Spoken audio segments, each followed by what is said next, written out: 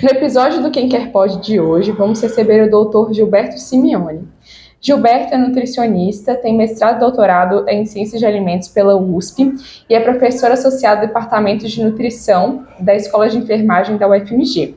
Ele tem experiência na área de nutrição humana e dietética e a sua principal linha de pesquisa é em bioacessibilidade e biodisponibilidade, ou seja, tudo a ver com o episódio.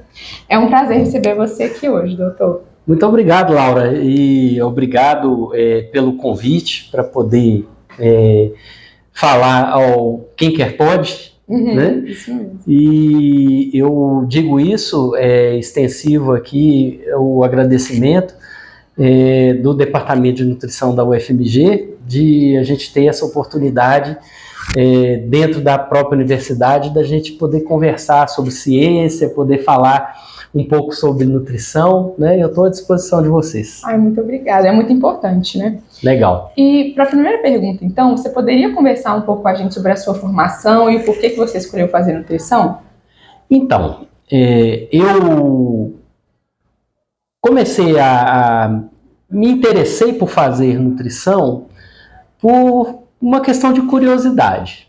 Então, estava naquela indefinição sobre tentando achar em que área de formação eu conseguiria me dar bem e o que despertava meu interesse.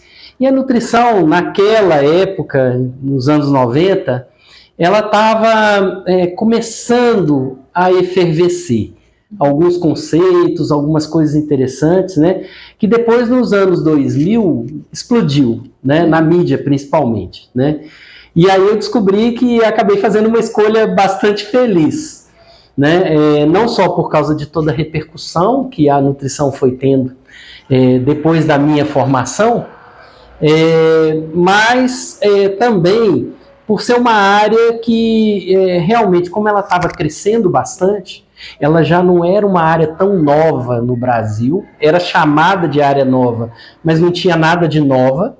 Ela só não era tão explorada por nutricionistas. Uhum. Então, assim, muita gente da medicina, muita gente da tecnologia de alimentos, já por ser um campo muito vasto, né, e de muitas interfaces, mas o nutricionista ainda estava não necessariamente engatinhando, mas os cursos de nutrição no Brasil depois expandiram bastante, e eu acabei percebendo que eu entrei numa época que tudo estava acontecendo, né, na nutrição, e acabou sendo uma escolha feliz. Né? Verdade. Com as redes sociais, todo mundo começou a querer falar sobre esse assunto. Nossa, naquela época a gente nem imaginava, né, que a coisa poderia tomar esse tamanha repercussão, né, que tem hoje, né, para o bem ou para o mal, né? De certa maneira também a gente sabe que hoje com as redes sociais, o advento das redes sociais e tudo mais, esse tipo de informação acabou ficando uma informação assim, um pouco perigosa, né? Se a gente não coloca ciência, se a gente não coloca os profissionais, né, como nutricionista, como engenheiro de alimentos, como esses outros que estão envolvidos na área de nutrição, que tem o alimento como objeto, né, de estudo e tudo mais, se a gente não coloca gente boa na ciência dessa área, fica realmente um território meio de ninguém, né? E é por isso que a gente procura se manter bastante ativo na área, para poder trazer, né, ciência para dentro da área. Eu acho que é isso. E falando um pouquinho mais sobre o tema, você poderia explicar um pouquinho mais como que funciona o processo de digestão e absorção dos nutrientes? E qual que é a diferença, se tem diferença entre a biodisponibilidade e biocessibilidade dos nutrientes? Nossa, muito, muito legal, muito interessante. Digestão e absorção é um processo que ocorre, um processo fisiológico que acontece, né? Na verdade, nem desde que a gente nasce, desde que a gente é gerado, né? Esse processo é bastante complexo, né? É claro que a gente sai de uma nutrição totalmente passiva, né? Para uma nutrição bastante ativa, né? Hábitos alimentares e tudo mais, aprender a se alimentar e tudo mais. E o processo digestório e de absorção, de captação dos nutrientes, ele vamos dizer assim, não necessariamente o ápice, mas, né, porque você tem o metabolismo também, né? Mas nós temos são processos capitais para que a gente possa ter os nutrientes disponíveis e prontos para que nós consigamos construir coisas importantes no nosso organismo e possa manter processos que são processos que desde que a gente acorda até o momento que a gente vai dormir e mesmo depois dormindo, a gente faz parte importante desse processo, a gente precisa dos nutrientes ao longo das 24 horas, né? Então, ele é um processo que parece singelo, mas ele não tem nada de singelo. Ele é um processo bastante complexo, né, e que envolve importantes interações, né, entre o nosso organismo, que nós temos preparado no nosso organismo, e o que vem do meio externo, que a gente precisa captar, e é essencial, que se torna essencial para a nossa vida. Né?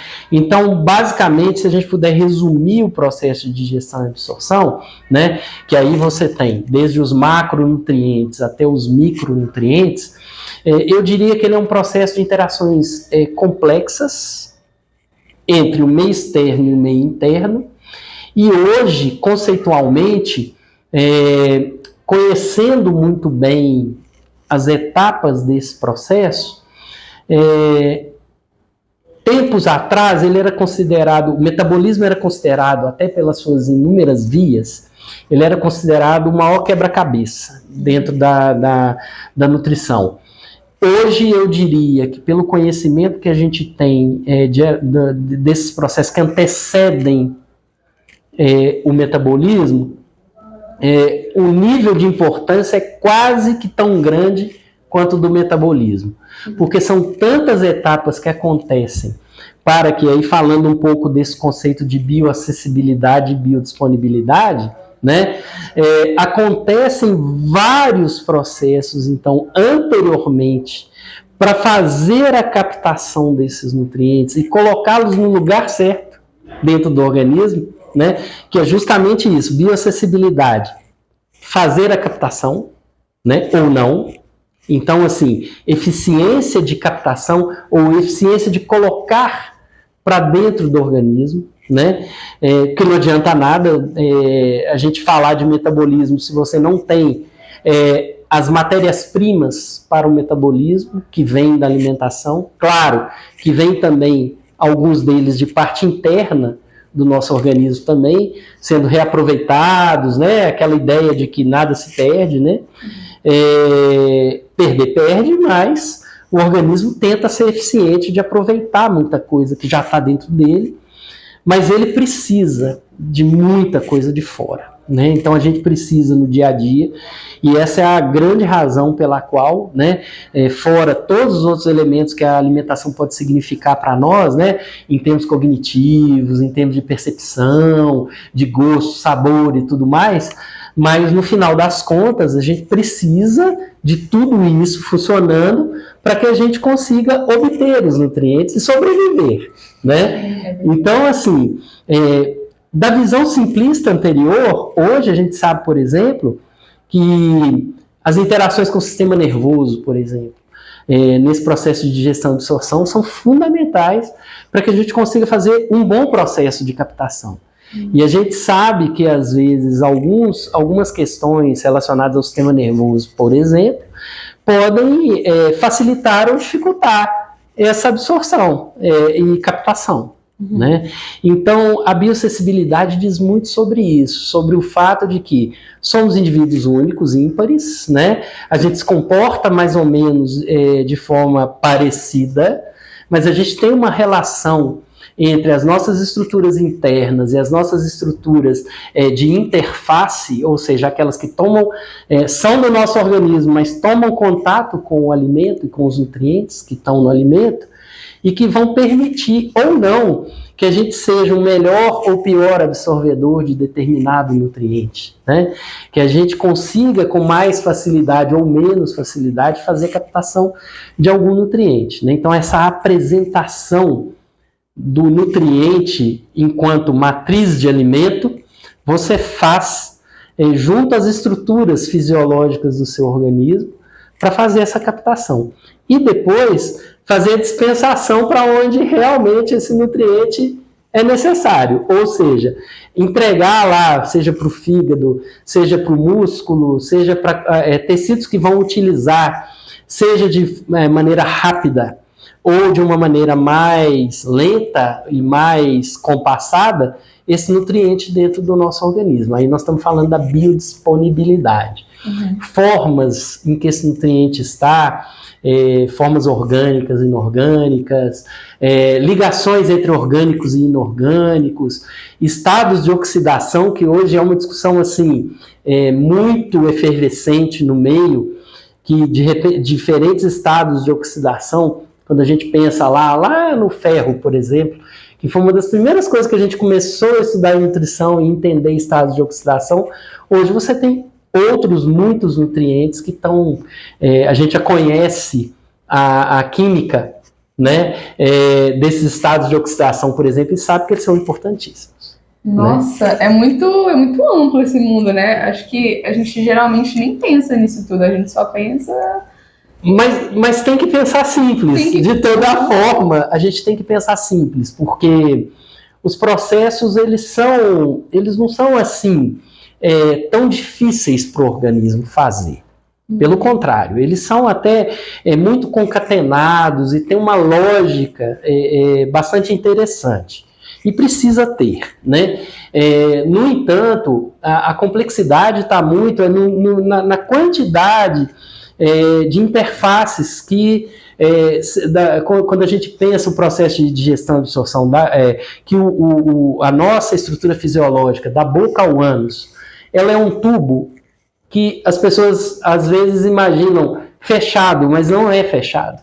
Ele tem impeditivos, ele tem voltas, ele tem percurso, ele tem esfíncteres, né? Ele tem ali partes que vão ajudar a controlar o processo e fazê-lo um processo compassado. Mas ele né, da boca ao ânus, um tubo aberto. Né?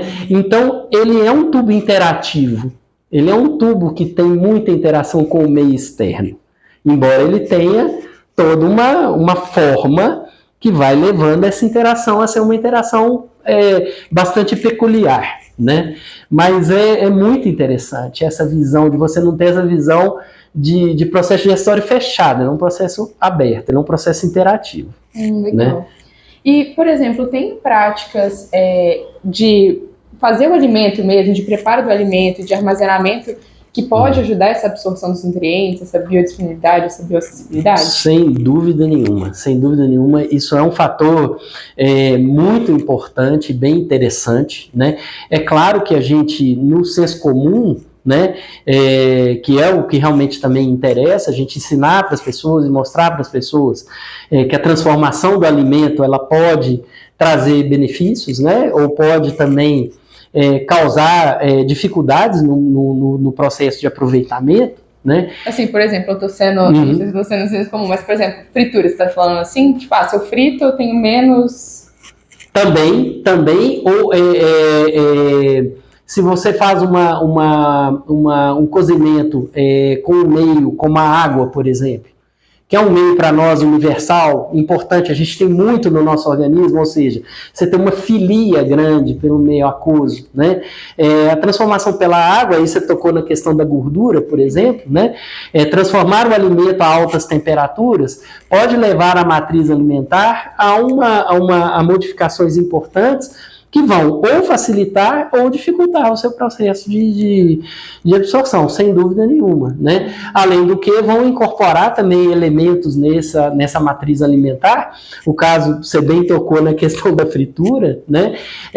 Vai trazer um aumento calórico, vai trazer o acréscimo de gordura, e a depender da forma como é feito, você pode, por exemplo, né? Vamos falar, por exemplo, de um exemplo clássico, batata frita, por exemplo. né? É um amido muito consumido, né? E a gente sabe muito bem que o amido se transforma muito, de forma muito diferente, dependendo do meio que ele está, dependendo do tipo da temperatura que é empregada nele, né? E hoje, por exemplo, evidentemente, existem até soluções tecnológicas, por exemplo.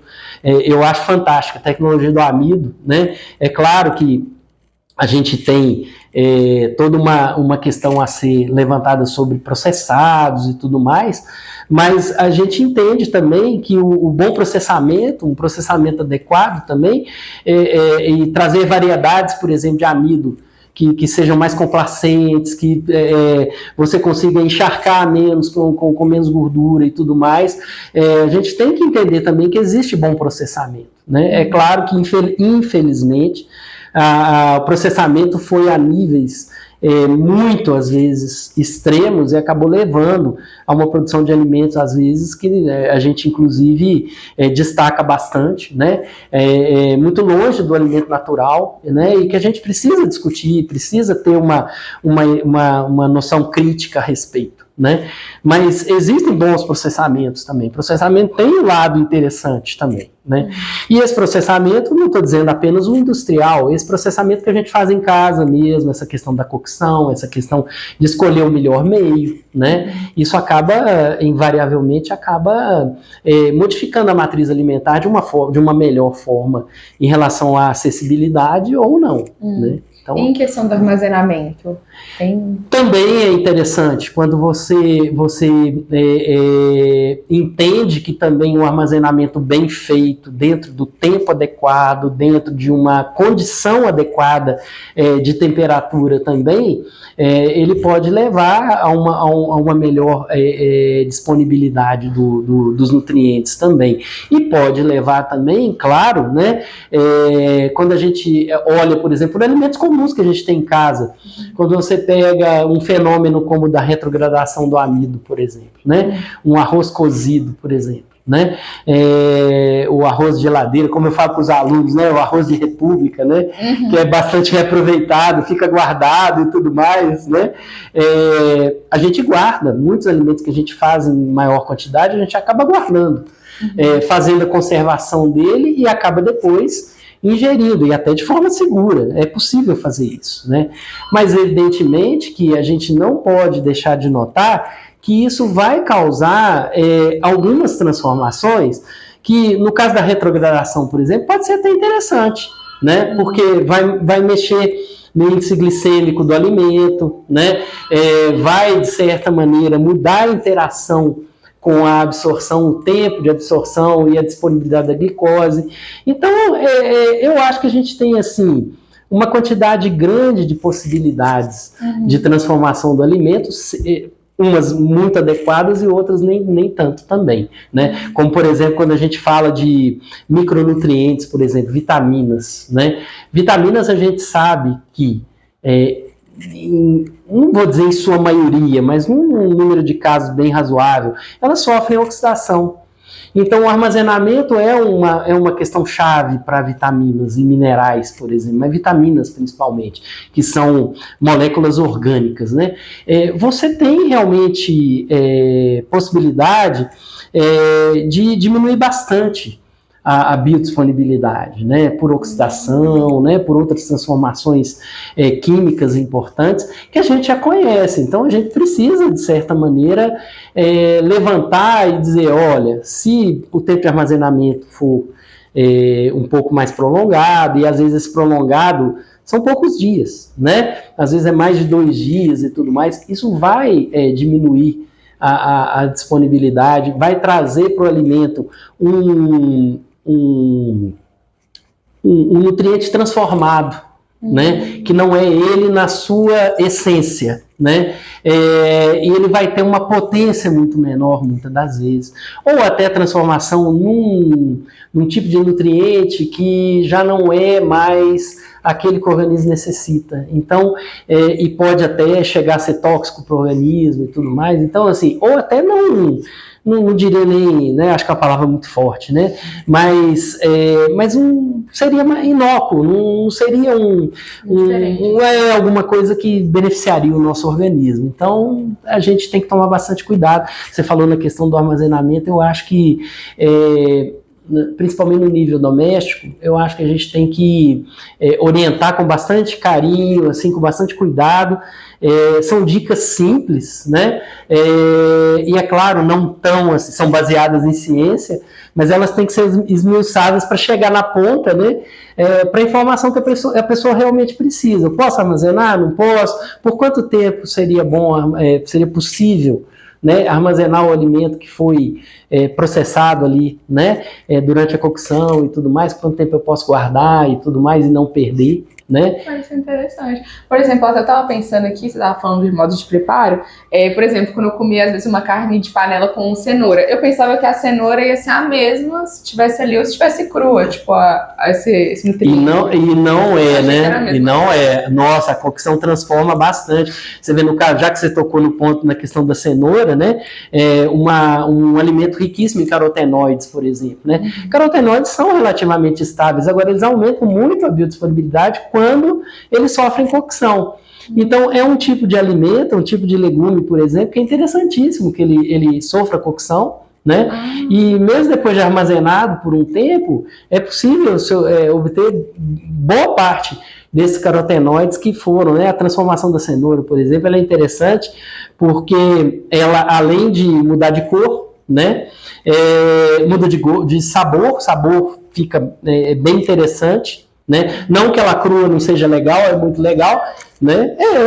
Acho que sim, mas enfim, ela quando sofre cocção, ela melhora em vários aspectos. E um dos aspectos mais importantes é a própria transformação do pigmento, né? Então, isso é muito bacana, é muito interessante. No reino vegetal, eu diria que essas transformações de pigmentos, elas são riquíssimas.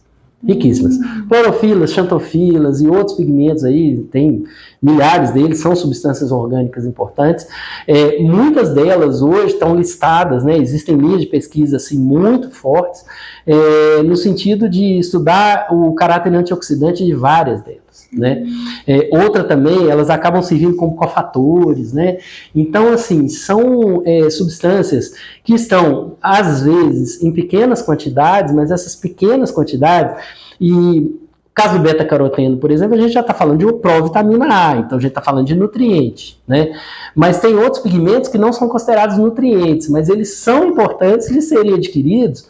Nós não temos uma cota de necessidade como nutriente, porque não é nutriente, mas eles são elementos químicos que vêm junto com o alimento e que são importantes para processos, não necessariamente digestórios, né, mas depois vão ser importantes do ponto de vista metabólico. Então, é bastante interessante que eles venham carreados juntos, já que eles estão no alimento, que eles venham junto da matriz alimentar, venham junto com os nutrientes, porque eles vão influenciar muitas das vezes o próprio metabolismo desses nutrientes. Então isso é muito bacana, é muito legal. É um potencial assim gigantesco. Gente, que legal. Gigantesco, bem legal. E né? outras práticas que a pessoa pode ter na cozinha, assim, você acha que podem influenciar também? Eu acho que o próprio corte, às vezes, é importante, né? Quando você mantém ou retira a casca de um alimento, né? São questões até às vezes são até um pouco às vezes polêmicas, né? Sabe-se muito bem que uma concentração grande de nutrientes está muito próxima da casca, então retirar a casca de fato você está retirando uma parte importante do alimento, até porque da fração fibra também, né? Mas tem que haver bom senso, porque nem sempre também esse consumo também muito grande também de casca também, porque ela tem antinutrientes também, ela tem alguns não antinutrientes, mas interferentes, principalmente essa fração carboidrato, que é a fração resistente, ela acaba interferindo na bioacessibilidade de nutrientes.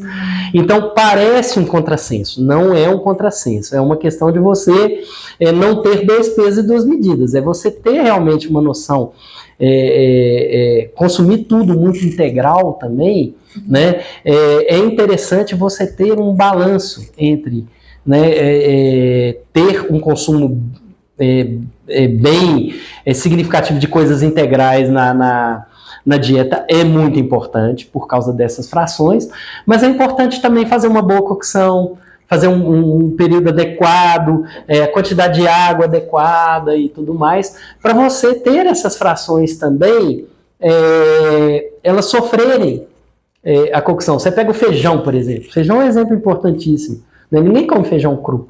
Né? O feijão é importantíssimo, que ele tenha um processamento desde o início, o remolho do feijão, até uma cocção adequada, uma quantidade de água adequada, um tempo de cocção adequado, e aproveitar a casca do feijão. A gente comer o feijão com casca é muito legal, é muito importante.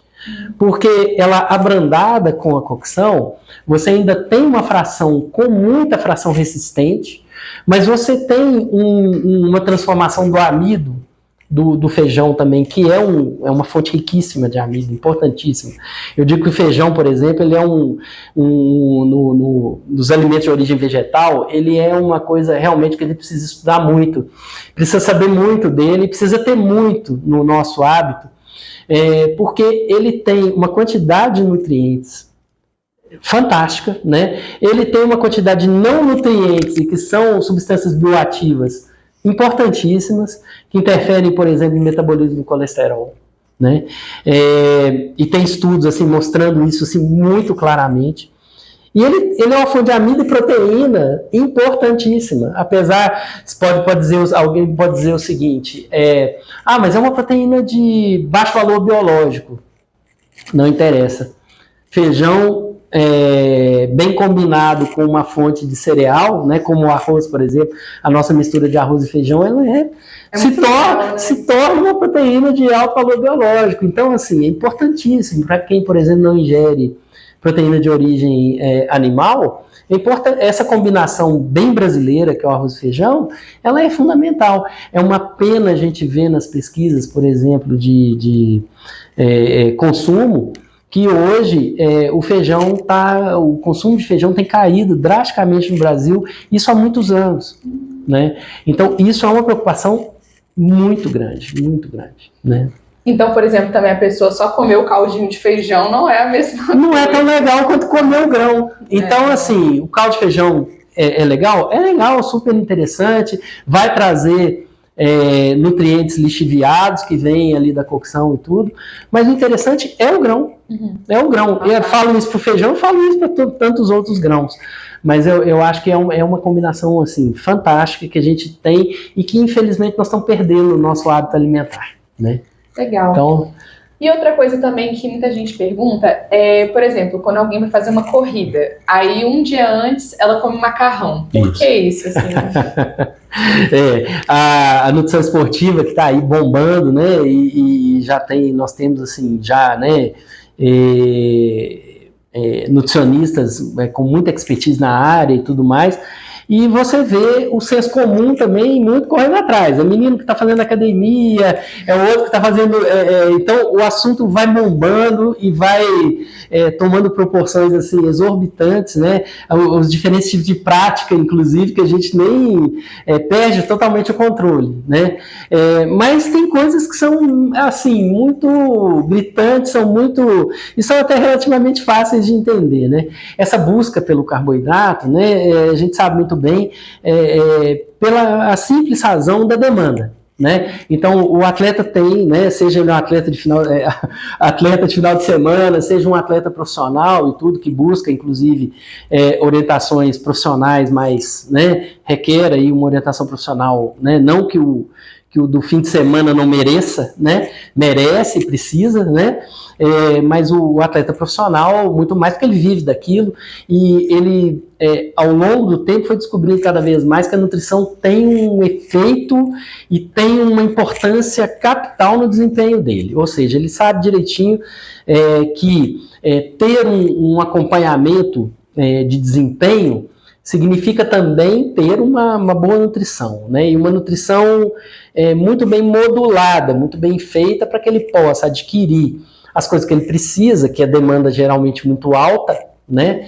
Quando você fala de atleta de alto desempenho, ele precisa de muita caloria, ele precisa de muita proteína, ele precisa de tudo para que o esforço que ele fez, aonde esses nutrientes e os tecidos dele foram extremamente demandados, ele precise repor isso com uma certa velocidade. Imagine você, né, que acompanha, por exemplo, aí, futebol, por exemplo, né, eu fico impressionado com o ritmo translocado dos atletas e a necessidade de recuperação quase que imediata. Ele sai do jogo, ele já tem que entrar rapidamente em recuperação de tudo. Tem que comer?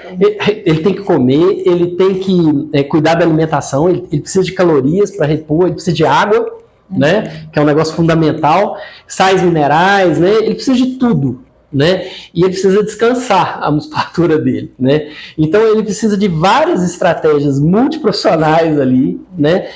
Para poder repor tudo que ele puder repor num intervalo de tempo pequeno depois de um período de exaustão. Então são atletas que vão ter, obviamente que o treino leva também o organismo a se incomodar um pouco menos com essa exaustão, né? É claro, uma coisa é o Gilberto ir lá jogar uma pelada, né, de fim de semana, tá exausto e tem que se recuperar, né? Mas eu vou jogar uma daqui a quanto tempo? Sabe-se lá, né? Do cara que jogou no domingo, vai ter que jogar na quarta-feira. Né? Diferentes campeonatos e tudo mais. Então, assim, eu vejo uma forma, eu acho uma coisa assim interessantíssima, mas eu acho muito louco, muito doido, porque é uma exigência muito alta ao organismo. Mas a nutrição, sem dúvida nenhuma, né? O organismo obviamente que vai se acostumando, né? Porque senão também não fariam, né? Então existem os estudos que já mostram, né, como tem que ser feito e tudo mais, qual é o grau de exaustão que existe e tudo mais. Tudo hoje existe uma telemetria de tudo isso, né? Os caras já saem do jogo lá com aquela faixinha, né? Aqueles equipamentos de telemetria já que medem tudo, a fisiologia do esporte, né, e tudo, que já mede o gasto, que já mede parâmetros importantes, para saber justamente qual foi o tamanho do desgaste e o que ele precisa recuperar. Isso tudo hoje existe muita ciência por trás disso, e já absorvida pelo desporto, né? E a grande questão é que na nutrição, voltando aqui à questão do macarrão, é porque é um carboidrato fácil de fazer, é gostoso, né? Dificilmente as pessoas não vão gostar. Você consegue fazer volume rápido, né? E consegue fazer muita caloria ali a partir de um amido altamente digerível. Então, é super fácil. A bioacessibilidade acaba tornando a biodisponibilidade altíssima, por exemplo, de calorias, que é uma das coisas fundamentais, né? Nenhum nutriente, aí eu aproveito para dizer também, basicamente todos os outros nutrientes, eles não são nada se não tiver aporte de caloria.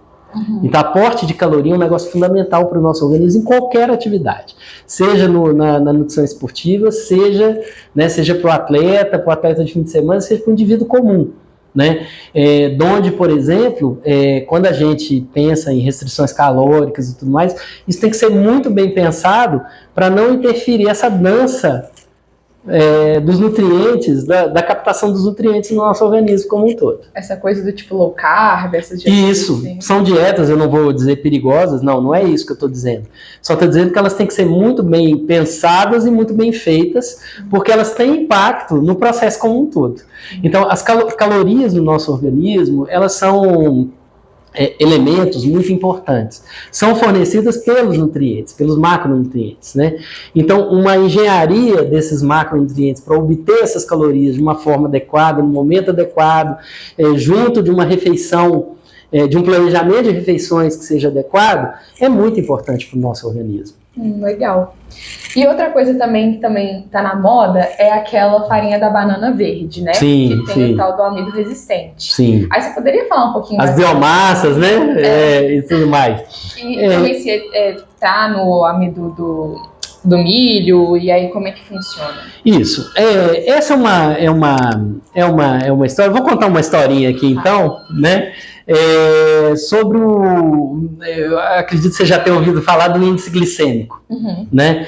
Essa história começou lá na década de 90, né? Dois pesquisadores, né? Um chamava-se um sueco chamado Niels Asp e o outro Cummins, do Canadá.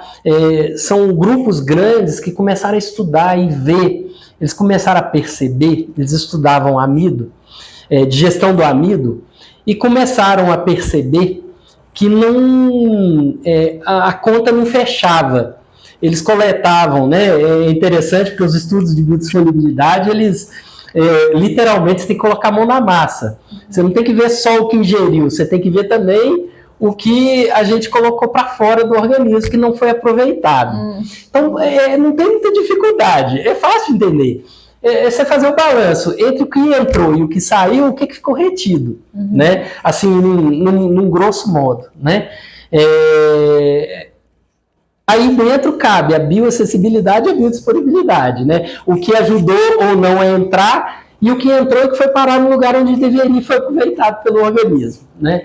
Então, para esse tipo de estudo, é necessário literalmente colocar a mão na massa. Colocar a mão na massa significa não só ir lá e saber o que foi ingerido, mas também saber o que foi colocado para fora, ou seja, urina e fezes. Então, é necessário que você analise as excretas, né? Então, esses grupos analisavam excretas, trabalhavam analisando excretas, né? Principalmente fezes de animais e depois de humanos também, né? E eles começaram a ver que a conta não batia. O que chegava de carboidrato nas fezes, de resíduo de carboidrato não digerido nas fezes, não batia com o que foi ingerido e com o balanço. O balanço não fechava. E tem que fechar. Porque para onde vai, né? E aí, tiveram uma ideia genial em colaboração de grupos e tudo mais. Falaram, olha, a gente precisa estudar melhor essa fração, principalmente a que é excretada nas fezes.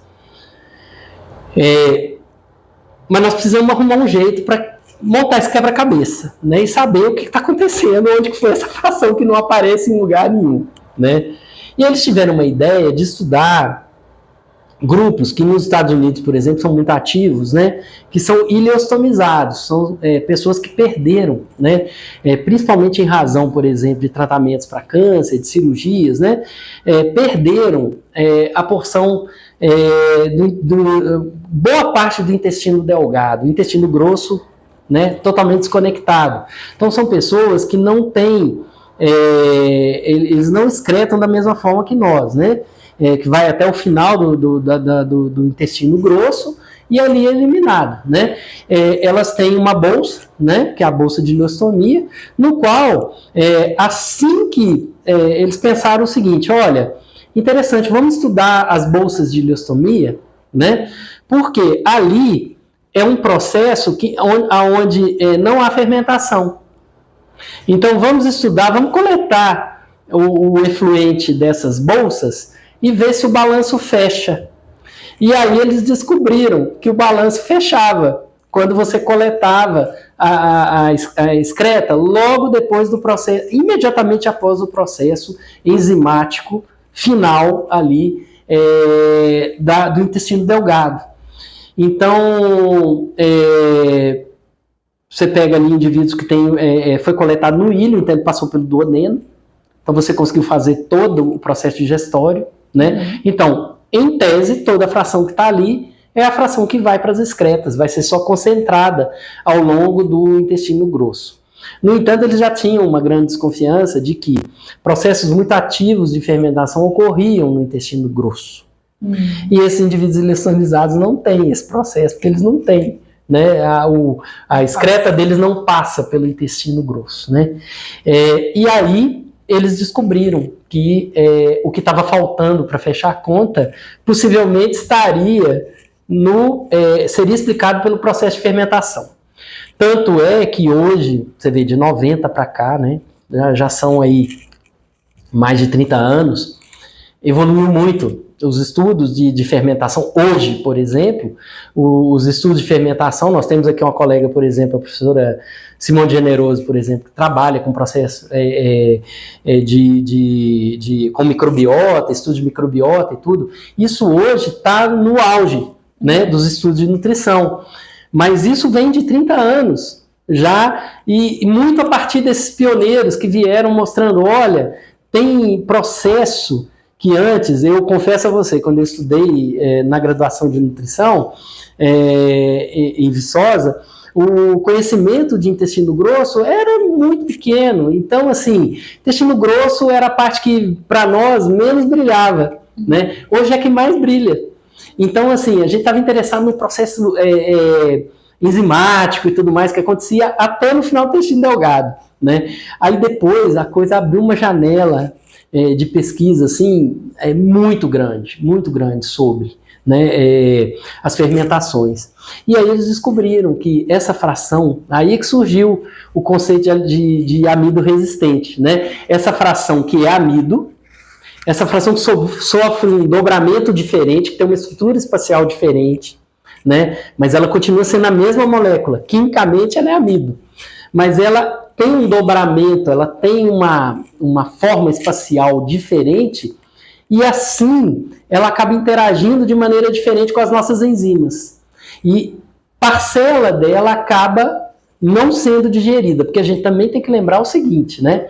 A gente estava falando do processo da boca ao ânus, né?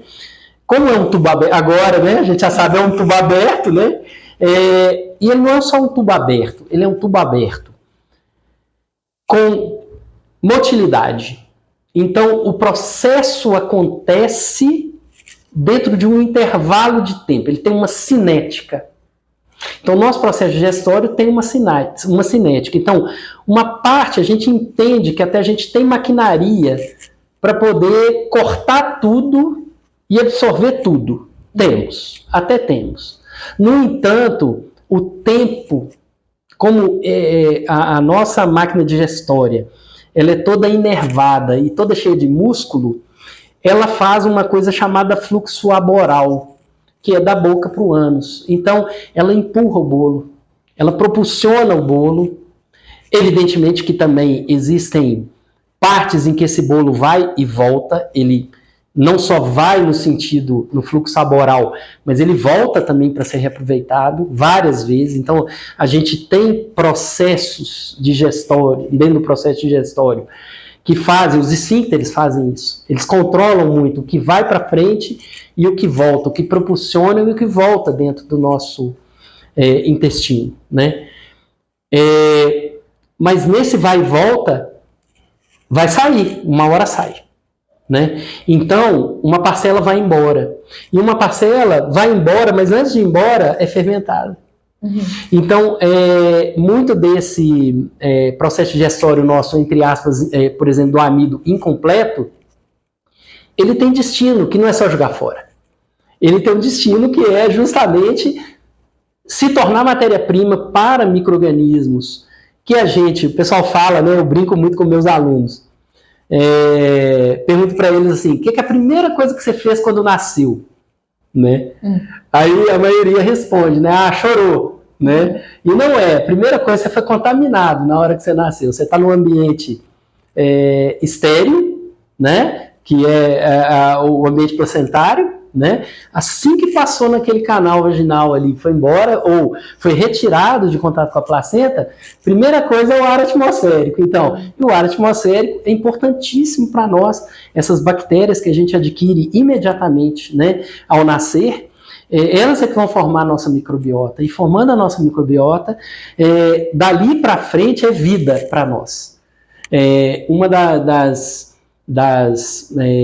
causas de mortalidade importantíssima, né, de infecção hospitalar, por exemplo, é justamente o acesso o acesso intestinal.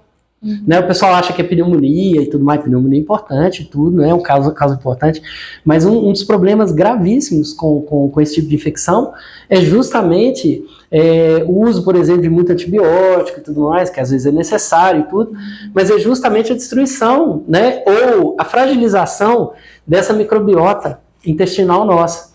Então, isso é gravíssimo em casos de internações hospitalares e tudo mais.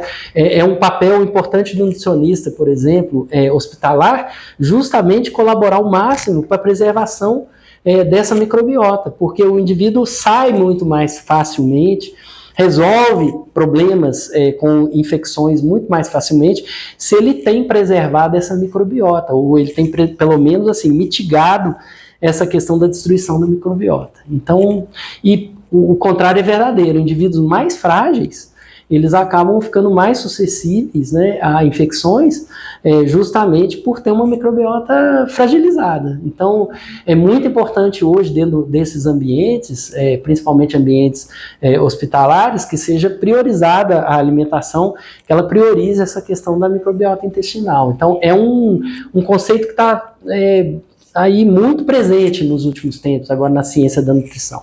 Ah, que legal. Então, e você estava fazendo uma dinâmica com a gente? Opa, vamos lá. Então, eu vou falar alguns tipos de nutrientes, de alimentos, e você comenta se ele é biodisponível ou acessível, ou se tem interações que prejudiquem essa absorção. Certo.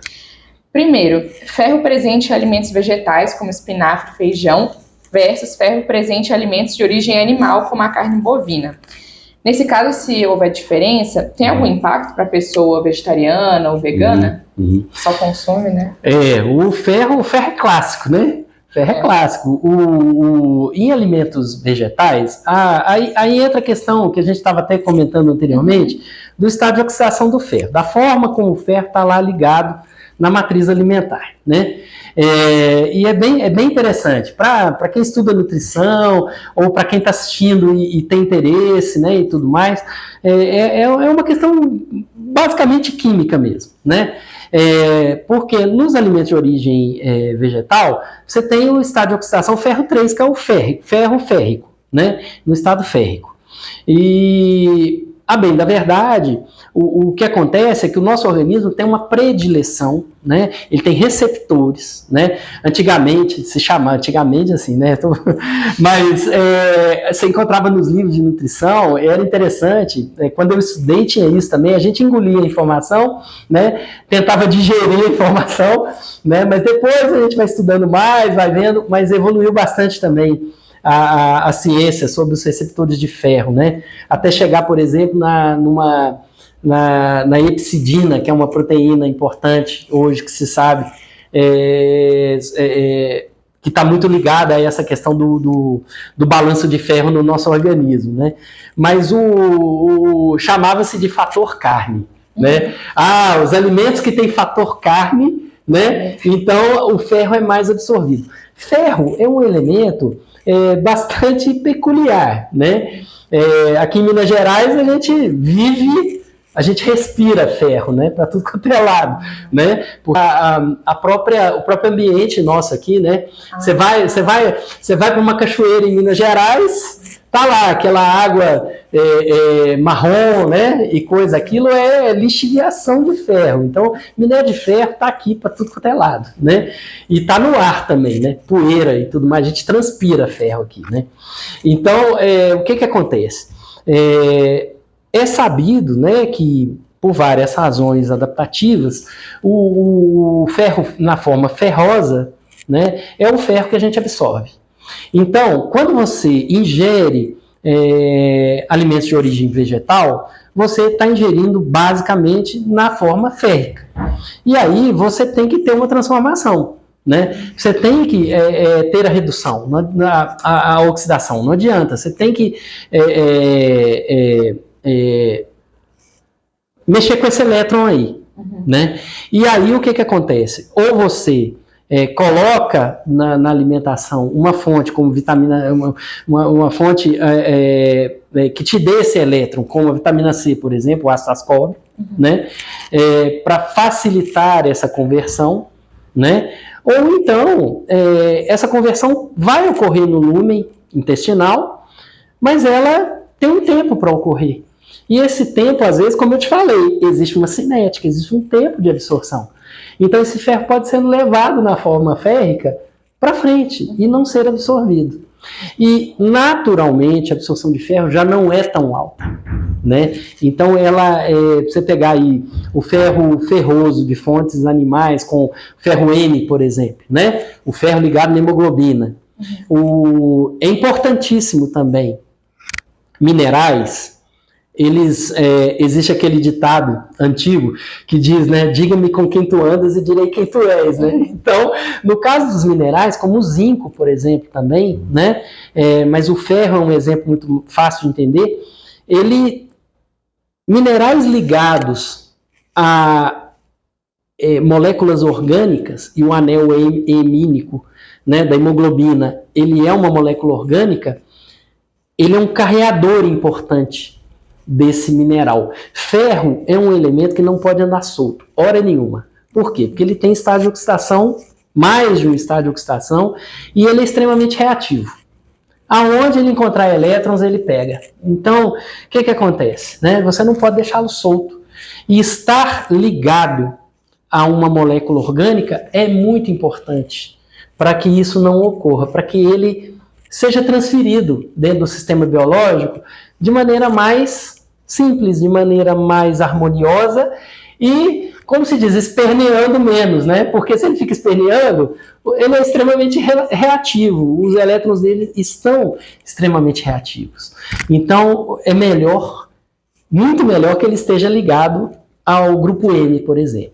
E o grupo M, se sabe que na borda escova, que é a nossa zona absortiva, no intestino delgado, principalmente, né, ela tem receptores que facilitam a entrada quando ele é apresentado por uma outra molécula orgânica, por carbono. Então, o anel M, ele faz essa apresentação, então ele facilita essa absorção. E mesmo assim, em torno de 23, 25% no máximo, né, do ferro que vem na matriz alimentar. Você vê como é que a matriz alimentar interfere no ferro, né? Como é que ela tem níveis de complexidade de ligação de ferro. Então, não é tão grande a absorção. Você precisa, né, de uma quantidade razoável de ingestão diária, porque também não é uma coisa do outro mundo, mas é uma quantidade, tem que ser uma quantidade, um aporte bem razoável, né? E quando você ainda trata de um estado de oxidação que precisa mudar, então, aqueles que não ingerem proteína de origem, alimentos de origem animal, eles têm que ter um cuidado maior na alimentação. Não que eles necessitem de suplementação de ferro. Não. Se sabe muito bem que muitas pessoas que são vegetarianas têm níveis de ferro adequado. Tá? Isso já foi superado já. Né? Já foi uma informação assim, rolando de que tem deficiência disso, tem deficiência daquilo. Não necessariamente. Mas elas têm que fazer uma orientação nutricional adequada para que essas fontes de vegetais elas sejam mais diversificadas. Então, eles não podem ter muita monotonia na dieta, para que esses aportes que chegam, por exemplo, a ser ali de nível de absorção de 2 a 8%. Quando você compara com o ferro M, 23%, a diferença é muito grande. Né? E aí, então, a gente está falando de algo que a gente precisa. Essas pessoas que optam por fazer uma dieta isenta, né, que não tem alimentos de origem animal, elas têm, e geralmente a grande maioria tem, aquelas que são realmente que entendem bem, que estudam o assunto antes de se tornar vegetarianas e tudo mais, elas sabem que existem as limitações e elas têm estratégias e caminhos para tentar mitigar essa dificuldade aí que elas têm, né? Então seria legal fazer combinações, assim. Sem dúvida nenhuma. Combinações não só de alimentos, de grupos de alimentos diferentes, de vegetais diferentes, de fazer combinações também que não tenham quelantes, né, ligantes muito fortes, né?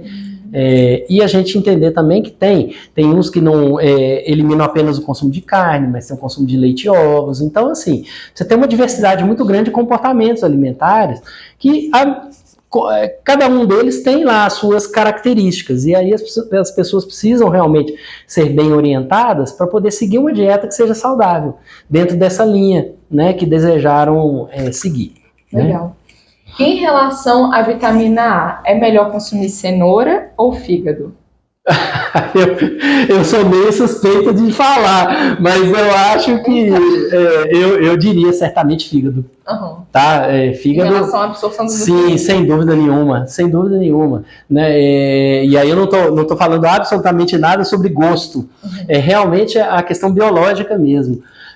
Fígado é uma víscera que tem, além de ter uma concentração de nutrientes muito alta, né? Ele tem biodisponibilidade no tecido macio, ele é de fácil digestão, apesar de ter muita gordura, mas ele tem uma digestão muito interessante, apesar de, né, da quantidade de gordura ser razoavelmente grande, mas ele tem uma biodisponibilidade alta, porque ele tem também muita proteína, ele tem também, ele é uma matriz que se encaixa muito bem com o nosso sistema digestório. Então, assim, e ele tem facilitadores. Por ele ter muito nutriente dentro, né? Ele tem uma série de facilitadores. E tem uma série de coisas que o organismo quer captar. Então, eu diria que é uma fonte muito boa. Isso aí é indiscutível, né? No entanto, quando a gente fala, por exemplo, de vitamina A, você tem, no caso da cenoura, por exemplo, você tem níveis de carotenoides, que são pró-vitamina A, muito elevados. Então, no final das contas, o fígado pode ser um exagero, vamos dizer assim. Pode ser uma cota muito alta até, né, de biodisponibilidade, uma vez que a cenoura fornece tranquilamente, e ela, a depender do tipo de cocção, por exemplo, ela ainda aumenta a biodisponibilidade. Então, acho que é uma das questões interessantes. Quando você fala de ingestão dá para comparar as duas? Até dá para comparar. Eu acho que elas são quase, não vou dizer equivalentes, mas tanto uma quanto a outra são fontes excelentes. E você vai obter os carotenoides e a vitamina A diretamente que você precisa, certamente. Então, os veganos não têm que se preocupar com a vitamina A? Não tem. Tá. Em relação Até porque tem outros também, outros alimentos que vão ter vitamina A também, apesar de que, né, evidentemente que uma fonte de gordura, onde tem gordura, a vitamina A vai, certamente as vitaminas lipossolúveis vão ter afinidade por essa fração. Por isso que, assim, meio que o fígado é quase que imbatível, né, mas ultrapassa muito até a nossa cota, né, então, por isso. E você até já falou disso, mas a vitamina C, então, afeta a absorção do ferro. Você poderia dar um exemplo disso? Vitamina C e vitamina C, por exemplo, e carne, né? A ingestão dos dois, né? Você colocar gotas de limão ou um suco de laranja e tudo mais, junto com uma fonte de ferro que você quer absorver. A feijoada e a laranja. Sem dúvida nenhuma, a combinação não é à toa, né? Além de ser muito gostoso, né? Você tem realmente o ácido ascórbico, né? Uma questão que eu acho que tem que ser muito bem colocada, né? Ele oxida com extrema facilidade, então você tem que ter um consumo muito próximo do preparo, e isso é muito importante. Então, não adianta lá deixar aquela laranja lá um bom tempo oxidando, né?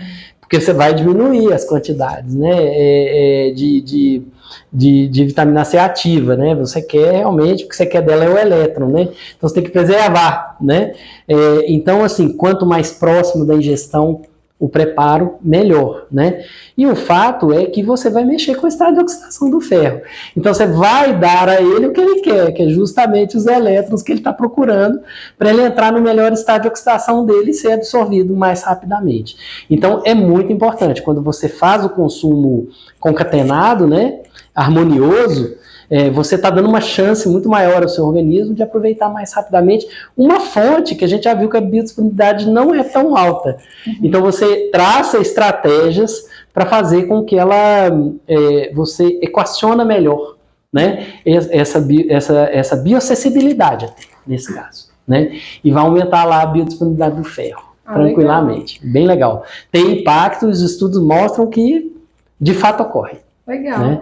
E até uma coisa que você tinha falado, uma curiosidade minha mesmo, por exemplo, a laranja tem aquela parte branca, não a casca, né? Sim. Isso daí você disse que a casca é legal comer. Aí isso daí também é legal comer ou não faz diferença? Então? Aí é o tal negócio, é o albedo, né? Ele vai ter frações ali resistentes.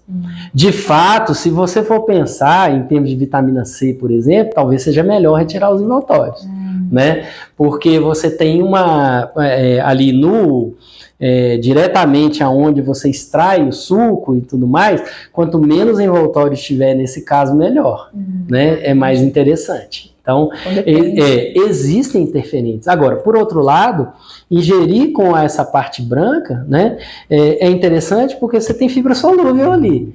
Então, tudo, Laura, a gente vai vendo que é justamente uma questão de harmonização e dose, e quantidades, né? Nem tanto, nem tão pouco, eu acho que seria a lei que vai regular melhor essa questão da biocessibilidade, principalmente. Né? Legal. E a disponibilidade, a gente até falou disso também, do beta-caroteno presente em cenouras, pode ser aumentada se a gente consumir juntamente com a fonte de gordura? Sem dúvida nenhuma. A gordura é um facilitador. É claro, é porque na dinâmica da absorção, a gordura vai tomar um caminho diferente da parte solúvel. Né? Ela vai depender das micelas. Né? Então ela vai depender de uma... veja bem, gordura é uma coisa interessante pelo seguinte, né?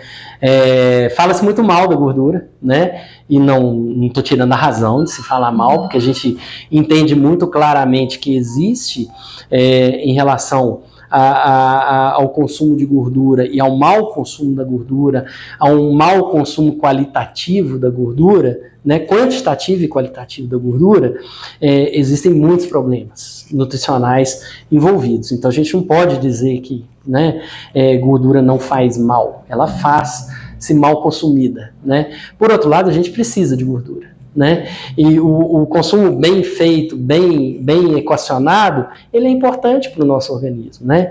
Então aí as gorduras poliinsaturadas, monoinsaturadas, né? Então, às vezes, para o senso comum, não é nem tão difícil entender, né? O pessoal do senso comum vê muito, né, que consumir azeite é legal, né? E é legal mesmo, dieta mediterrânea e tudo. Hoje quem não conhece, né? As pessoas conhecem, pelo menos sabem do que se trata, né? Mas no fundo, o que faz, né? E tem assim uma quantidade enorme de informações sobre a gordura saturada, sobre as gorduras que sofrem uma transformação, né? A gordura trans, por exemplo, e tudo mais, que a gente sabe que são tipos de gordura prejudicial ao nosso organismo, né? As pessoas sabem, mesmo o senso comum, diferir uma e outra, embora muitas vezes não saibam necessariamente por que uma faz mal e por que a outra faz bem, né? A questão é a questão metabólica mesmo, né? É porque elas, dependendo do tipo de gordura que você tem, ela é aproveitada de uma maneira, né, que vai beneficiar o organismo ou não, né? Então, são complexas as inter-relações e tudo mais, mas o fato é que gordura é um nutriente interessante e é importante também, né? Agora, em relação à questão da interação dela, eu costumo dizer o seguinte, é interessante a gente ver o seguinte, quando a gente vê que mais de 85% do nosso organismo é água, então nós estamos num meio hidrossolúvel, né? Então, tudo que tiver, que na matriz alimentar for hidrossolúvel, que tiver afinidade com a água, evidentemente que a gente imagina que, né, e é verdade, vai ter afinidade com os processos de captação. Então, tudo que é hidrossolúvel é relativamente fácil mesmo da gente interagir com ele, né? Mas não significa que o que é lipossolúvel também é muito difícil de lidar. O organismo nosso criou estratégias para lidar com a parte lipossolúvel também, que traz muita coisa importante para nós, né? As vitaminas lipossolúveis, por exemplo, né? Então, o que acontece? Nós temos uma bicamada que é lipídica, né? E que tem que ser transposta para as coisas entrarem dentro do nosso organismo. Isso é importantíssimo, para que a gente absorva coisas que têm lipídio. Se a gente não tivesse essa bicamada lipídica, seria difícil interagir com essa parte lipídica, né? Mas a gente tem. Então, assim, é tudo uma questão de engenharia mesmo do organismo, né? Então, na verdade, quando a grande parte dos nutrientes é hidrossolúvel, então você tem uma dinâmica dentro de um organismo que é hidrossolúvel, né? Mas você tem uma barreira. Para entrar dentro das células, você tem que transpor uma bicamada lipídica. Então, você tem que ter partes na célula que sejam solúveis em água, né? E você tem uma parte proteica importante, né? Por outro lado, você tem uma extensa camada, né, de duplo lipídio ali, que vai permitir essa interação com o lipídio que vem de fora. Mas o meio externo não é solúvel em gordura. E aí? Agora complicou, né? Como fazer, né? O organismo teve que, ao longo da evolução, ir desenvolvendo ferramentas para pegar essa fração não solúvel em água para aproximá-la da nossa borda escova, da nossa zona absortiva, né? E ele faz isso muito bem. E isso ele faz a partir de uma molécula, né, chamada micela de gordura, né? Então, ela envelopa a gordura, mantendo, né, dentro de uma molécula que a gente chama de anfifílica ou anfipática, né, que tem características tanto hidrossolúveis, solúvel em água, quanto solúveis em gordura. Então, ela põe numa molécula aí, ela expõe a parte hidrossolúvel para fora, né, para ela poder trafegar ali dentro do trato gastrointestinal livre, tranquila, e empacota, envelopa a parte lipídica para dentro, né, para na hora que tomar contato com a membrana, esse lipídio se apresentar e não ficar ali rodando no meio da digestão e ser jogado fora. Né? Então, assim, o organismo foi se adaptando ao longo do tempo para fazer isso. Então, da mesma forma, a pergunta é sobre as vitaminas lipossolúveis, né? Claro que você ter moléculas de lipídio ali no bolo da digestão é importante para envelopar junto essas vitaminas e fazer com que a macromolécula, a molécula grande que é a gordura,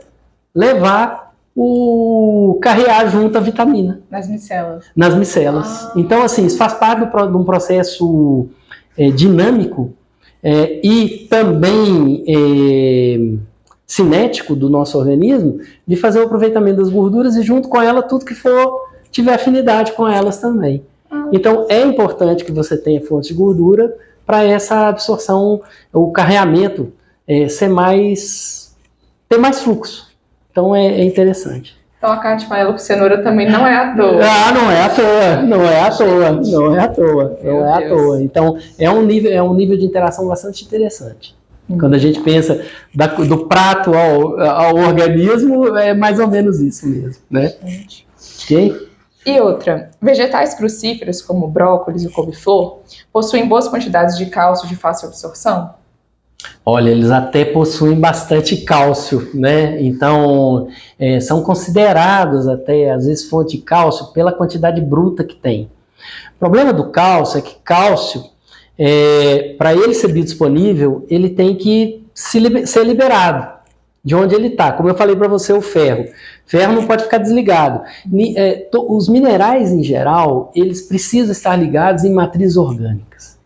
O problema dos crucíferos e dos vegetais em geral é que essas matrizes orgânicas elas são bastante complexas para o nosso nível de interação digestório. Então, por exemplo, tem moléculas como fitatos, por exemplo, que é uma família de compostos, né?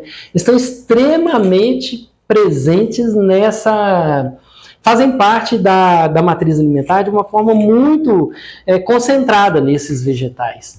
Mesmo cozinhando, eles são extremamente resistentes. Então, e onde eles estão em ligação fortíssima com esses minerais. O cálcio, então, nem se fala, que cálcio é divalente, né? Então, ele tem uma afinidade enorme por essas moléculas. E como elas são de difícil digestão, elas não nem são digeríveis para nós, né? E elas acabam atrapalhando, elas acabam, dentro do bolo alimentar, acabam fazendo um reflexo, um escudo, às vezes, para muitos nutrientes, né? E acabam carreando esses nutrientes para porções fora da digestão. Então, elas vão acabar levando muito desses nutrientes lá para o nível de fermentação ou até mesmo depois para serem dispensados nas excretas. Do brócolis? Sem dúvida, não só eles, tem outros folhosos também, né? Então, tem alto nível de fitato, oxalatos, né? São complexos orgânicos que envolvem o inorgânico. E cálcio, infelizmente, é um elemento extremamente lábil. Ele é ligado, ele precipita com muita facilidade. Então, ele é ligado com muita facilidade nessas macromoléculas orgânicas aí. Então, fica difícil para o cálcio competir. É diferente, por exemplo, quando você pega uma matriz, como a caseína, que é a proteína do leite. A caseína tem um desenho e ela tem, para o nosso nível digestório, ela tem grandes facilitadores de absorção de caseína no nosso sistema digestório. Tá? Tô falando aqui de pessoas que não têm alergia ao leite e tudo mais, que não é uma coisa assim, a gente fala, a frequência é alta, não é tão alta assim, né? Tem problemas, a gente sabe que tem pessoas que têm problemas e tudo, mas em geral, aproveitar as micelas de caseína, para nós é extremamente tranquilo, né? Mesmo do leite que não é nosso. Então, assim, e aonde ela vai, ela faz exatamente o contrário do que esse outro tipo de ligante faz, que é o oxalato, por exemplo, né? Fitatos e oxalatos. Eles ligam, protegem meio que, faz um protetor de molécula e entrega para dentro da célula com uma certa facilidade, porque tem muitos receptores que têm afinidade pela molécula grande, pela macromolécula que é a caseína. Pronto, vai embora, vai junto. Então, a molécula que é pequena, né, o átomo que é pequeno, o cálcio, por exemplo, vai com extrema facilidade. Extrema. Se ele estiver concentrado, então, é o que eu falo com o pessoal.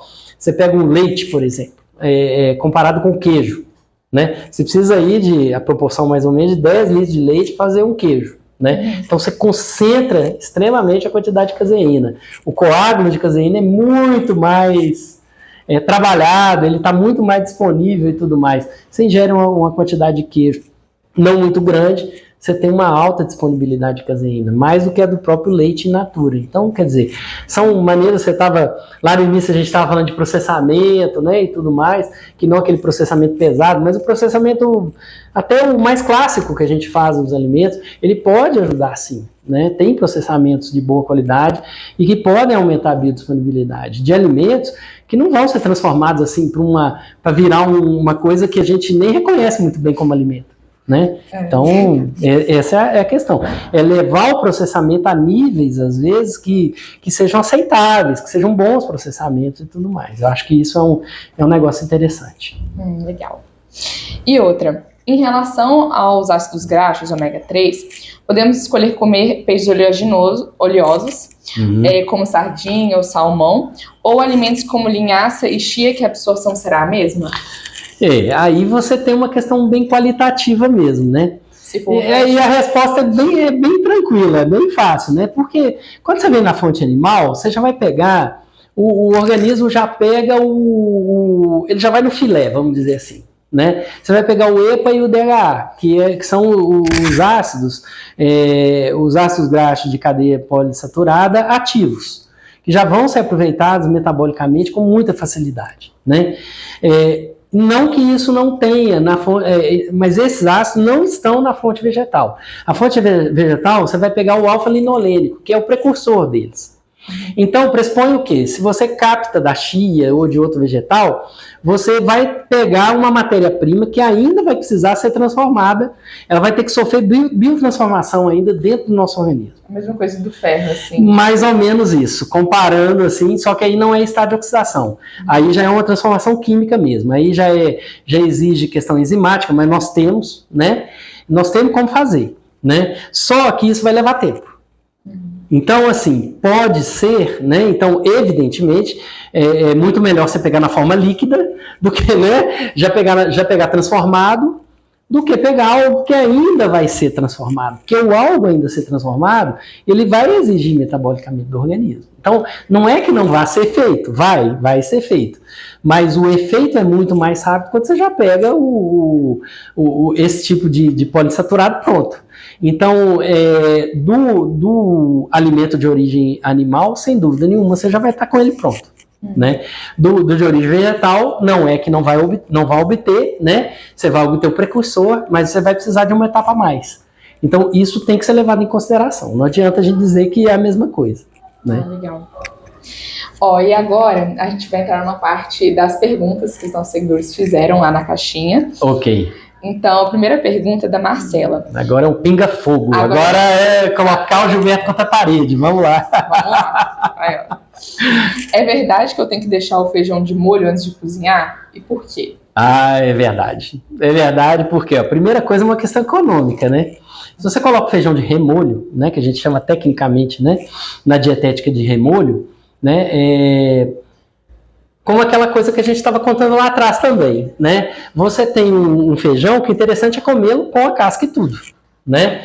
Mas, evidentemente, se você não tiver o remolho, ele vai demorar mais para cozinhar. Então, a cocção vai ser mais demorada. Então, pressupõe-se o seguinte, que se você faz uma etapa anterior, aonde o feijão, por mais que ele seja duro, que a gente veja que a casca, você olha assim, no macro, na macrovisão, ela te mostra que ele é praticamente impenetrável. Ele é duro, se você tentar morder, quebra o dente, pode quebrar o dente, né? E é mesmo. É mesmo. Então, é um envoltório vegetal importante. E é importante até para a própria sobrevivência do grão e para manter dentro dele o que interessa, né, que são os nutrientes. Mas o fato é que a gente, de maneira até secular, descobriu que colocando de remolho, essa casca ela é mais complacente do que a gente imagina quando a gente vê cru. Né?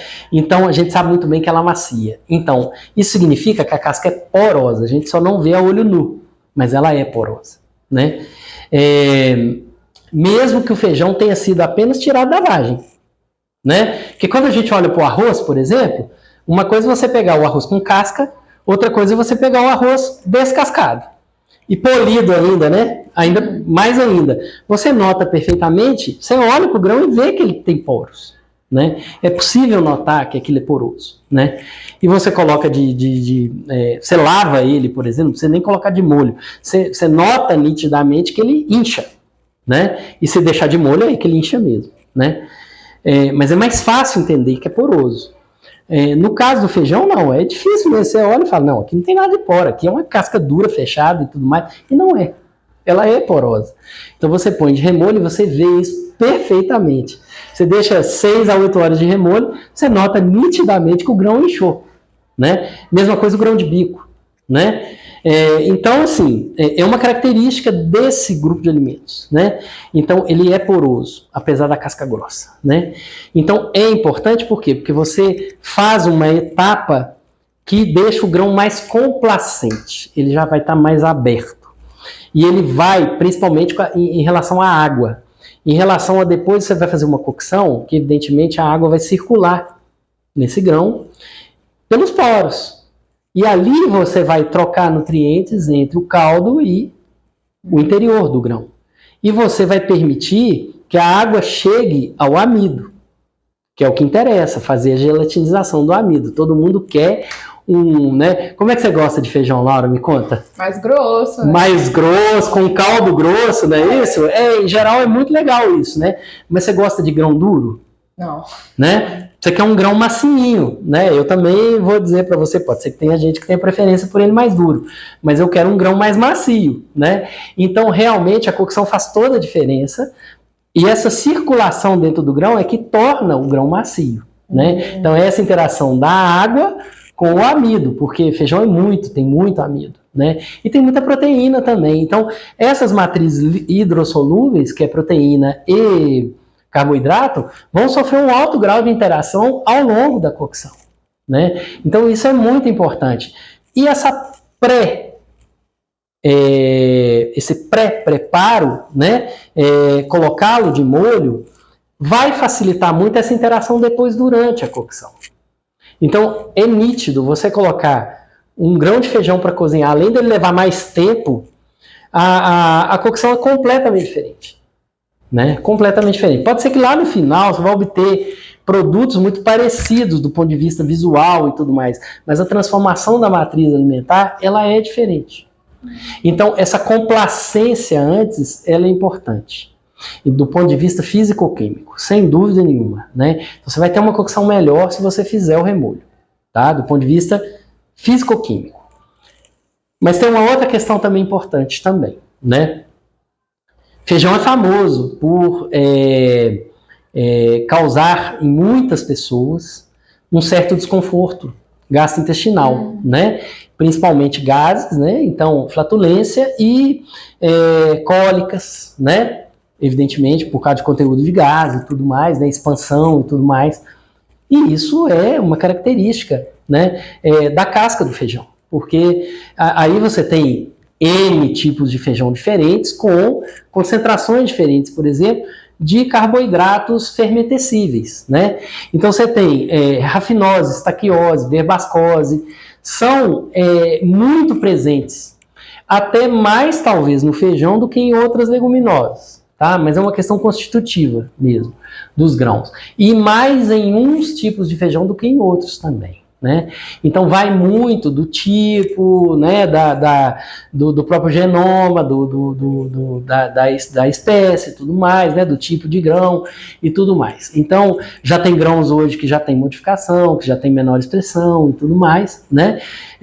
Embrapa, por exemplo, hoje, né, você tem pesquisadores que trabalham com feijão exclusivamente, que já fazem vários tipos de estudo, que já tem vários tipos de estudo, e isso já está no solo, já, tipos diferentes de feijão, cultivares diferentes de feijão, né, com mais ou menos determinados tipos de nutrientes, ou de nutrientes que a gente não quer ali, né? Então é muito, muito interessante.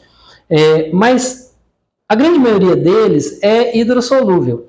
Então, não só colocar o grão de molho, mas dispensar essa primeira água é importante. Então, tá? Faz um remolho.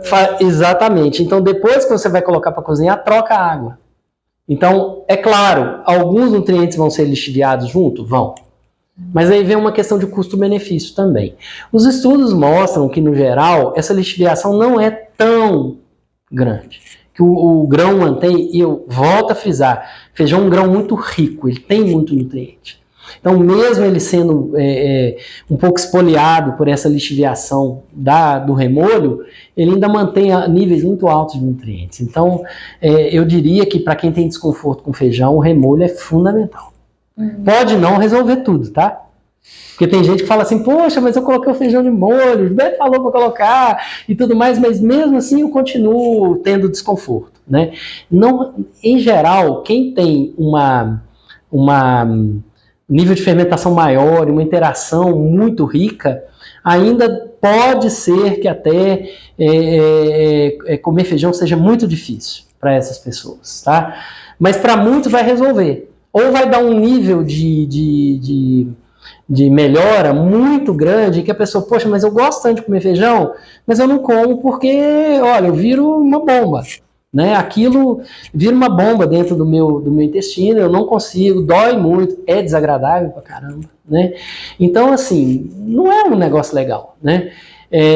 Dá aquelas dores cortantes, às vezes, de cólica e tudo mais. Então, assim, tem pessoas que relatam, assim, sintomas muito, muito, assim, exorbitantes, né? Então, realmente, mas para muitos, às vezes, fazer o remolho resolve.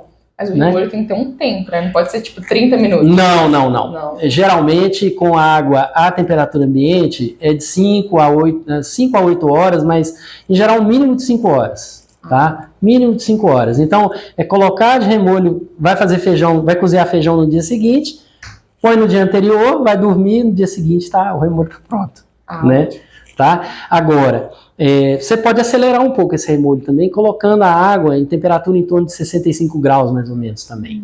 Facilita. Esse tempo pode diminuir para 2 horas. Beleza. E outra pergunta agora do Lucas.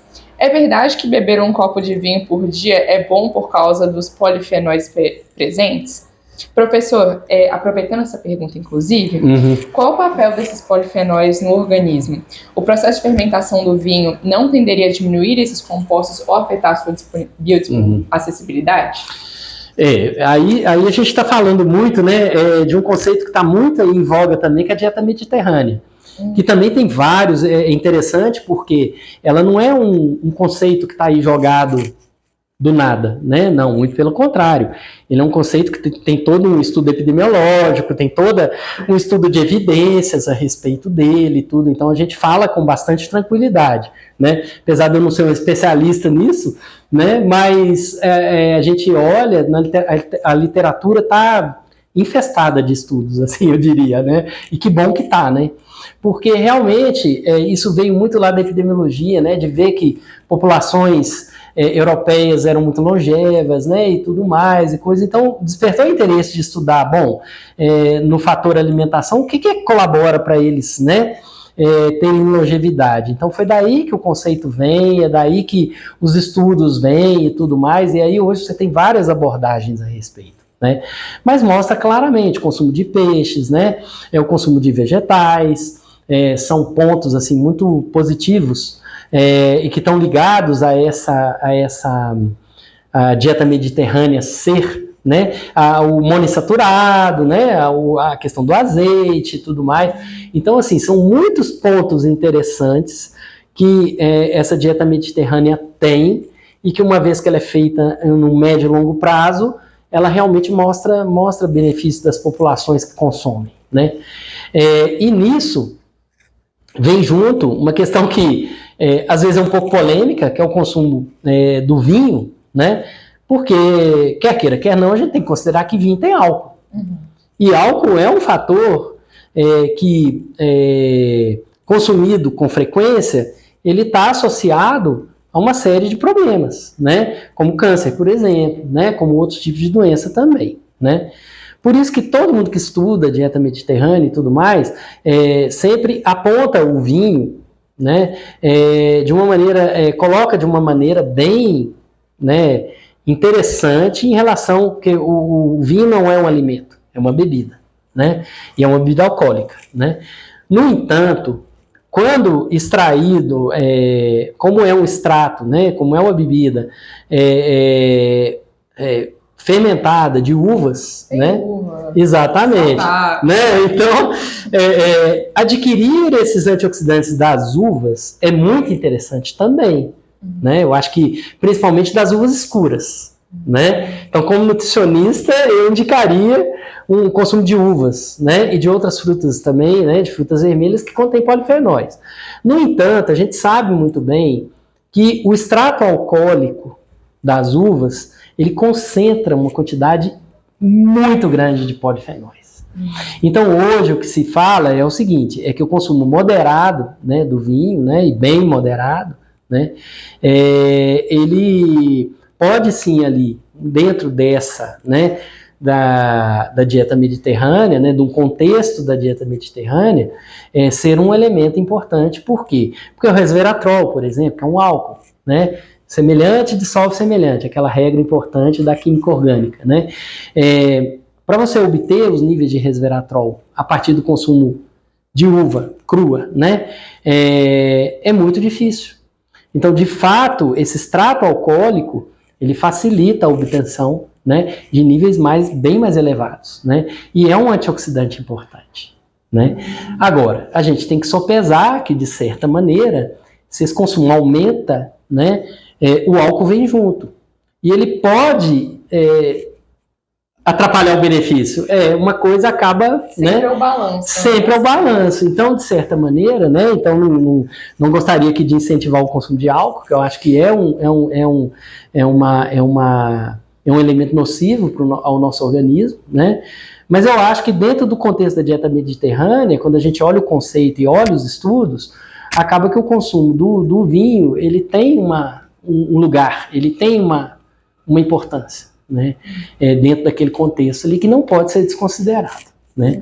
Agora, a gente pode montar estratégias dentro desse consumo de frutas, verduras e legumes, né, para tentar obter um máximo possível de polifenóis e de outros antioxidantes também importantes, que nem são nutrientes, são, né, substâncias bioativas, né, são elementos químicos que vêm junto com a aquisição da matriz alimentar e que acabam sendo muito importantes, não só para a preservação daquela matriz, já porque o conceito está muito ligado a isso, né?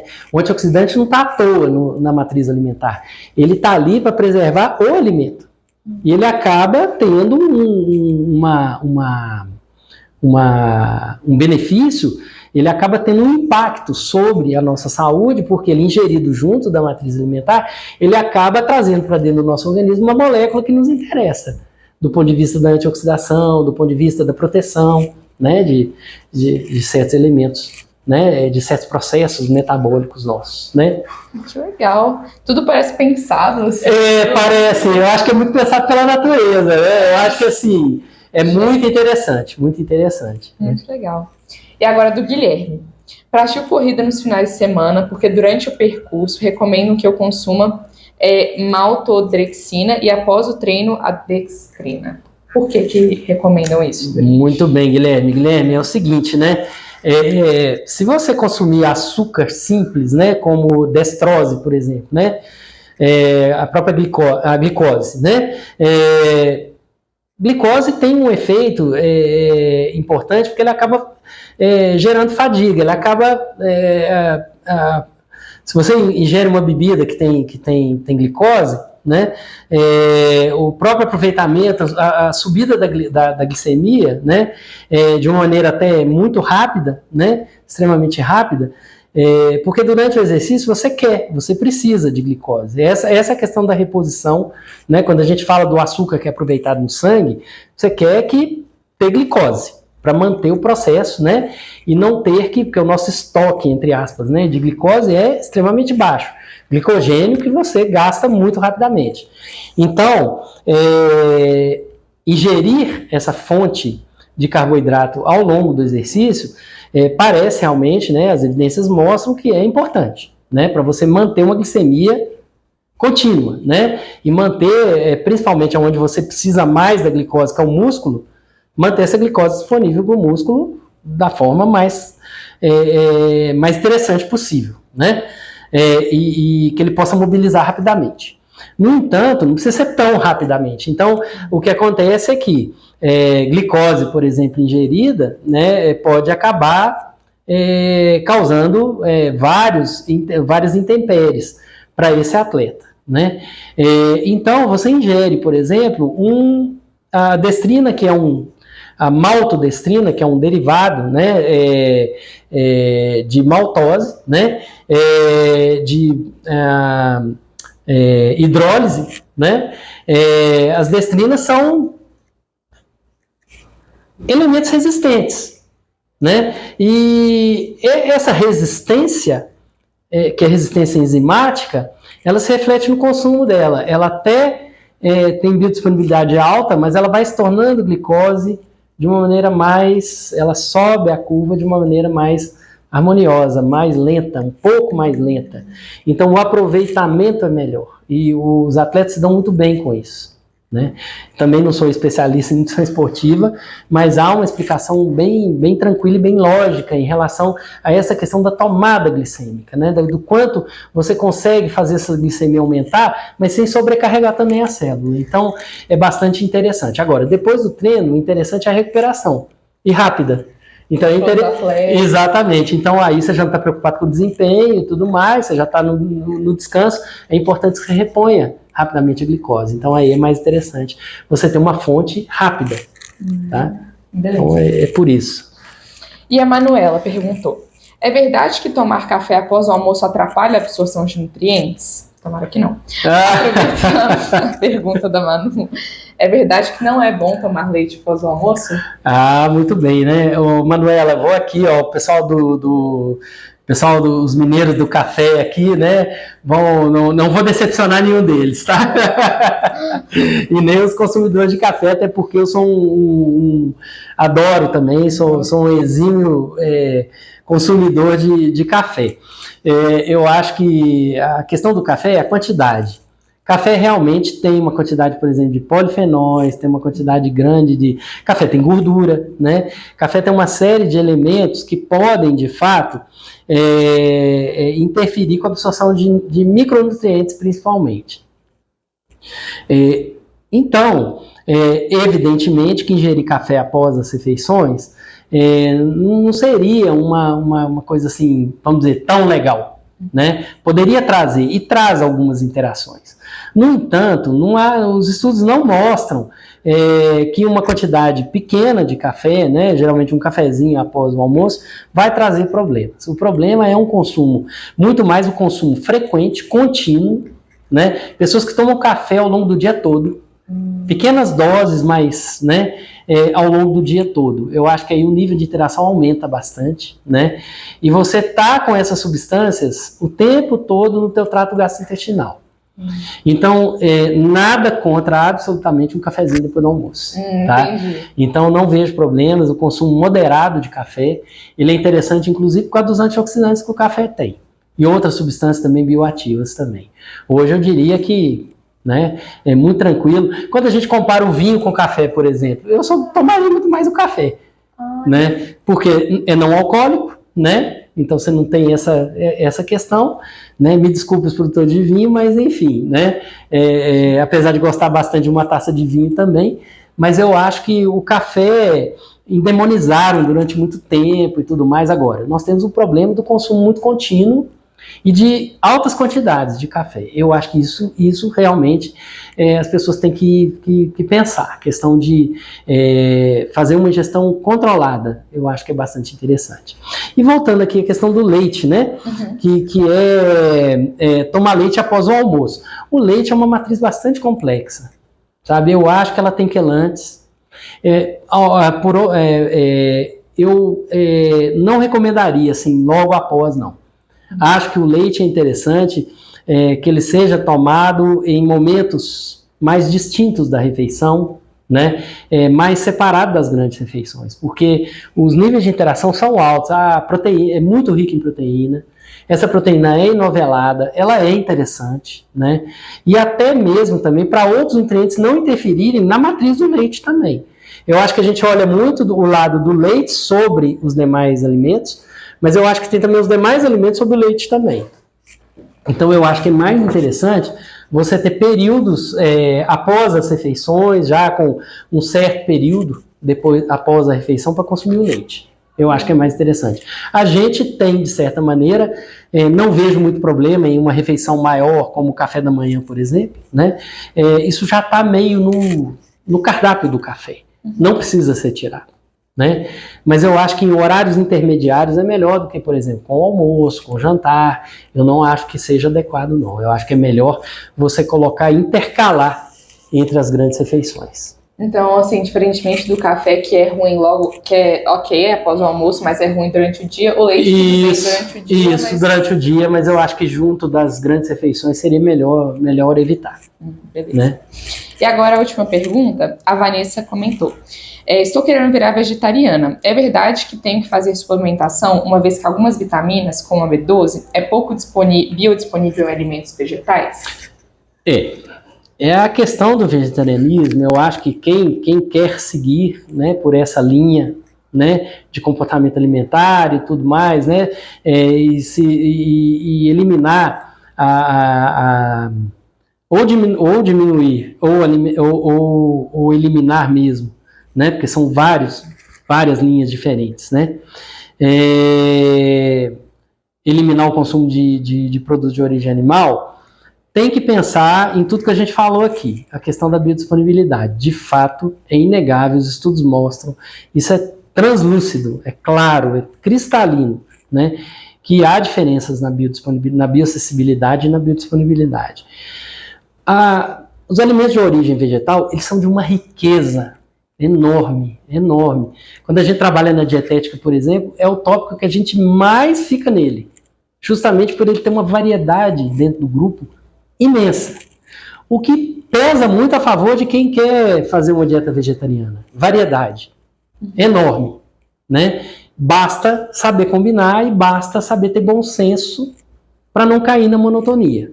Eu diria que uma com alimentos estritamente de origem animal é até mais fácil ficar monótona. Tá? Essa monotonia, tipo, para de absorver? Não, a monotonia seria mais a questão de consumo dos mesmos alimentos o tempo todo. Mas aí, então, é ruim por conta disso? Que aí... É isso, porque você tá sempre com, além de sensorialmente ser muito ruim, né, você tá sempre com os mesmos nutrientes desafiando o trato gastrointestinal. Então, eu vejo até na dieta, nos vegetais, eu não estou falando só do vegetarianismo, não. Estou falando da dieta mista também. Aqui mistura vegetal com animal. Eu acho que é muito mais fácil e muito mais interessante combinar, quando você tem uma dieta mista, por exemplo, é mais fácil você mexer na parte vegetal para combinar tudo e colocar carne, do que o contrário.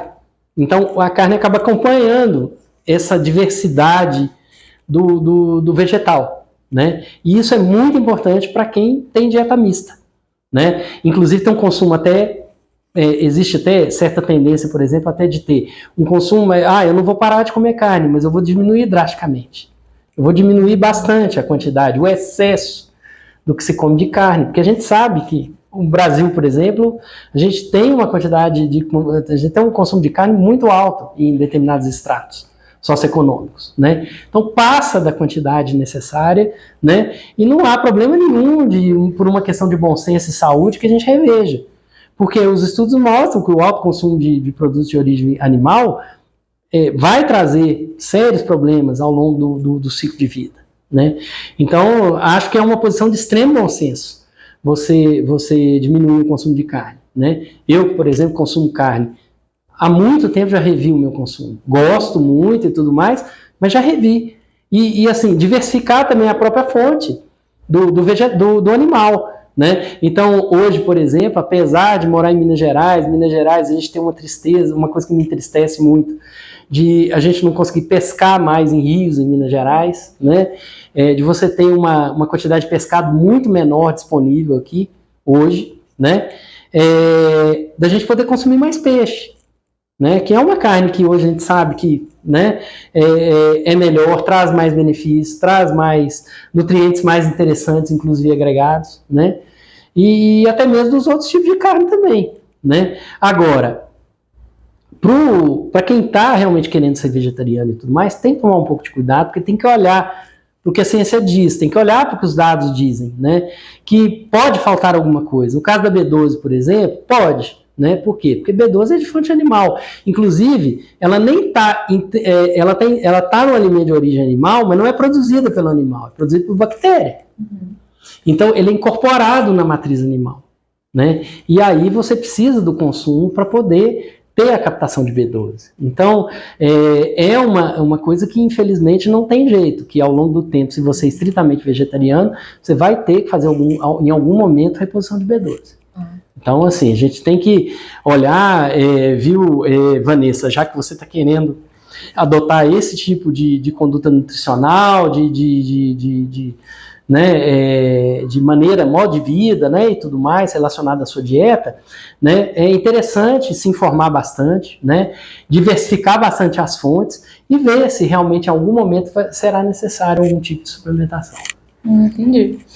Olha, então essas foram nossas perguntas, professor. Existe mais alguma dica que você queria dar de prática para que os nossos ouvintes possam tomar escolhas mais saudáveis?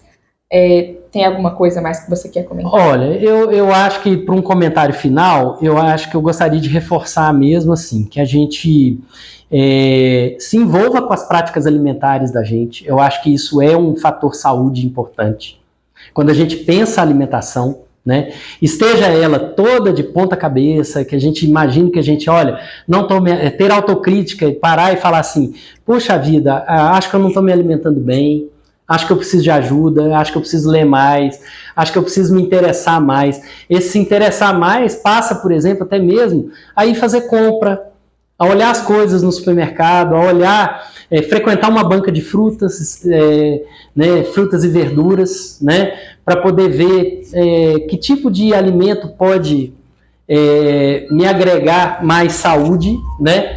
Por outro lado, também, buscar boas informações, por exemplo, hoje você tem uma rotulagem que te mostra mais claramente, né, que é rico em sódio, que tem alto conteúdo de gordura, que tem altos conteúdos de nutrientes que às vezes não são nutrientes, que são nutrientes que têm que ser controlados, que a ingestão tem que ser controlada, porque eles vão causar problemas a médio e curto prazo, né? E hoje a gente sabe muito bem que essas tiras, né, esses informes na embalagem não são à toa, né? Tomar bastante cuidado com o que consome, com alimentos novos que aparecem, né? Para saber do que se trata. Não é a questão de proibir consumir, mas é a gente ter autocrítica e olhar, olha, eu acho que eu não devo consumir esse alimento porque nem sei se esse alimento... O jeito que ele foi processado. Né? O jeito que ele foi processado, né?